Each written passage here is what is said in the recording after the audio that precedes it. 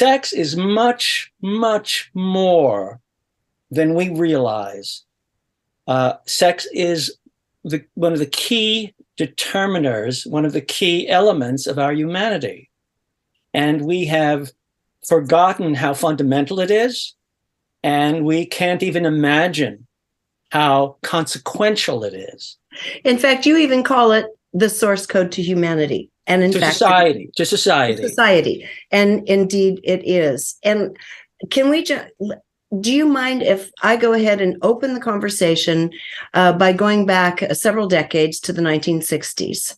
Sure. Because it starts leading us up to where we are now. Before that, we know where we all were. We lived in a patriarchal society globally for several thousand years, and or at least a few thousand years. And everybody knew what that game was. The guy'd go to work, and the little woman would take care of the house, and sex was her duty, and it was his expectation.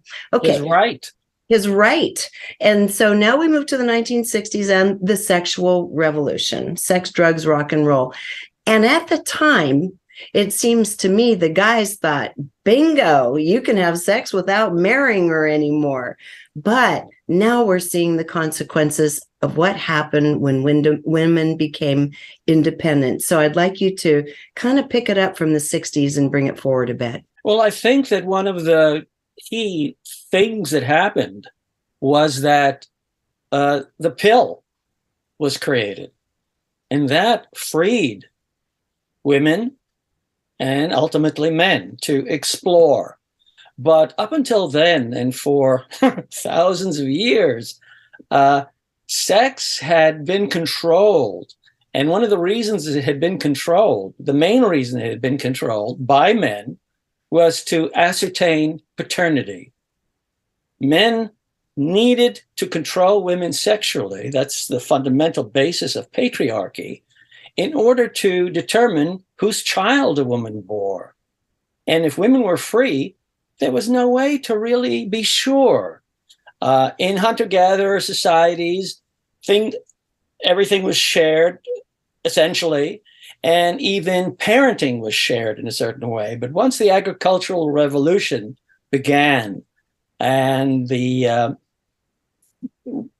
crops were planted and places were settled, there wasn't a nomadic lifestyle anymore, the whole nature of civilization and the relationship between men and women changed. And the most important relationship that changed was the way they related to sexuality. You wanted to talk about the 70s.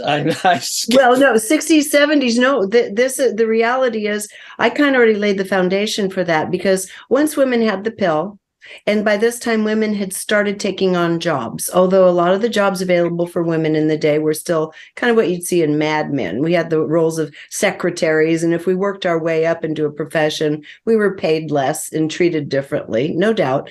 But it freed women to not get pregnant, like you just said, to avoid pregnancy. But it also freed men to have affairs with a lot of women without having to marry them, because up until my parents' generation, you really had to get married if you wanted to have an ongoing sexual relationship with someone. Right. So it was what the saying was, why buy the cow when you can get the milk for free? For free, right. Pretty crude, but that's how it was. So with women, they started realizing, ooh, there's another side to this. I am not going to be able to use my sexuality to necessarily nail down a marriage with someone right away, and I do need to start seeking my own independence.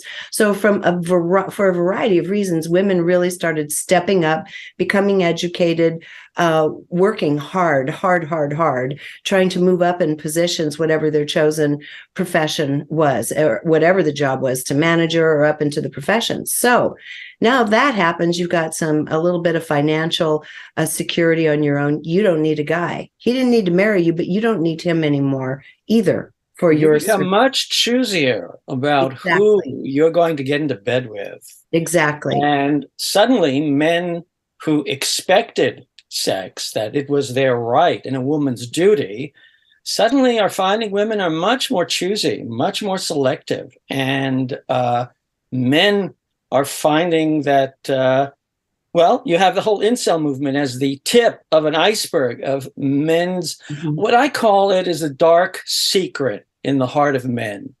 I hope you're enjoying this video, because if you are, there are dozens more like it on my site, all supported by people like you.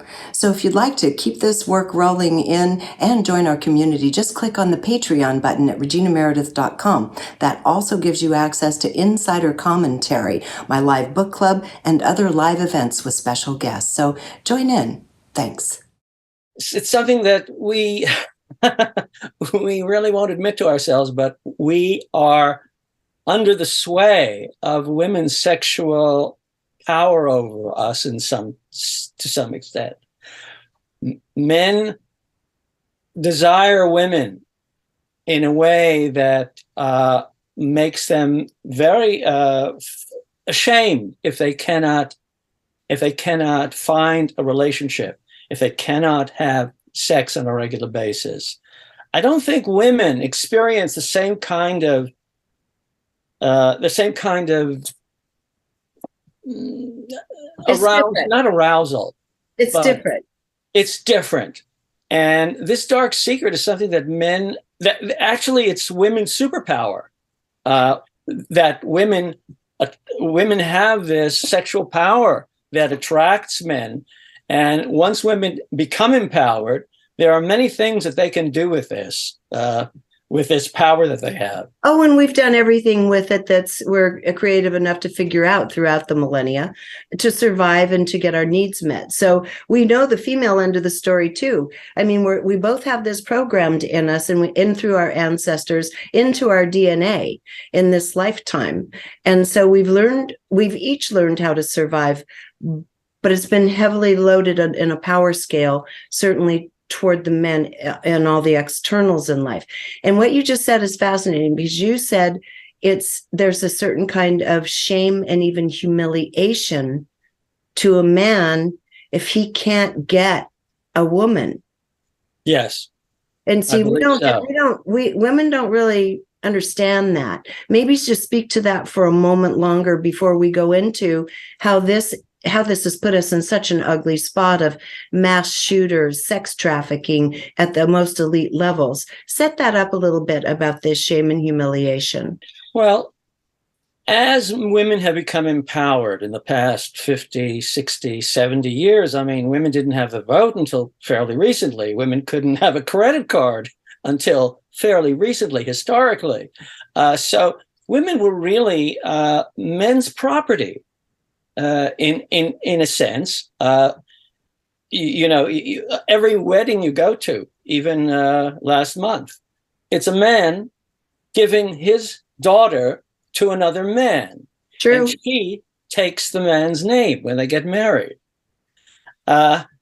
Women were subservient for thousands of years, have been, and men controlled them.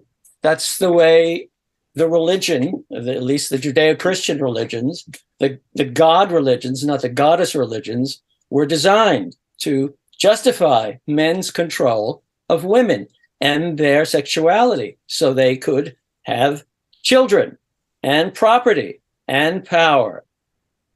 This was what men and free access to sex. Yes, of course.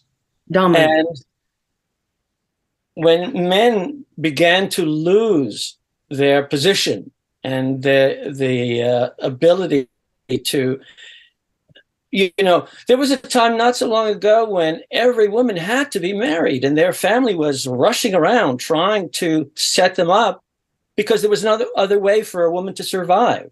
So men had this situation in which they just had their pick. It was, in a way, when you look at it, it was almost a kind of subtle faux slavery that women endured. Yeah, and not even so subtle. I mean, I hate to use terms like that, but yeah, it's true.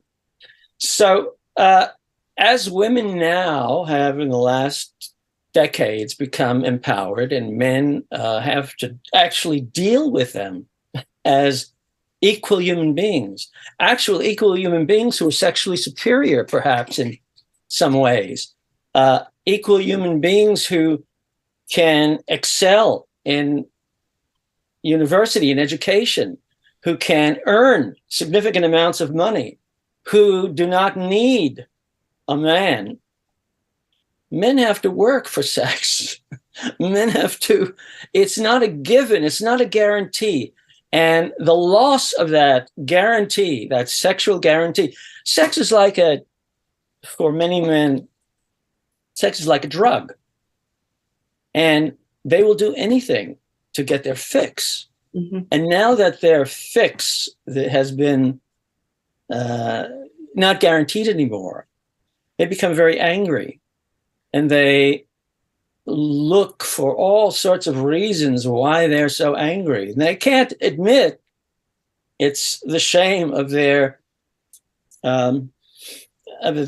impotence, in a sense, their cultural impotence. So they scapegoat. They scapegoat immigrants. They scapegoat race. They find all sorts of things to be angry at instead of looking and owning the truth of what's happened, which is that they've lost their access to their drug of choice, their sex, and the control of women in their life. That is so basic and really rings true. If you enjoyed this video, be sure to subscribe to my YouTube channel. And you might also want to consider joining Patreon, which allows me to keep all of this content free and available to everyone.